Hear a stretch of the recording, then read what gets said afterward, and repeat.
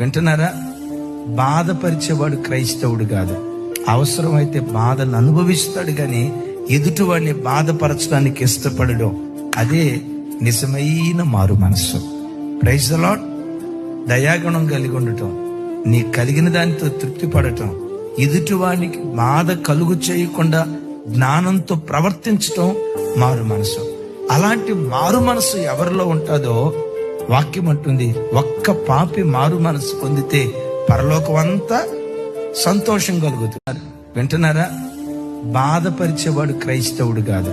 అవసరమైతే బాధను అనుభవిస్తాడు కానీ ఎదుటివాడిని బాధపరచడానికి ఇష్టపడడం, అదే నిజమైన మారు మనస్సు. Praise the lord. దయాగుణం కలిగి ఉండటం, నీ కలిగిన దానితో తృప్తి పడటం, ఎదుటివాడికి బాధ కలుగు చేయకుండా జ్ఞానంతో ప్రవర్తించటం మారు మనసు.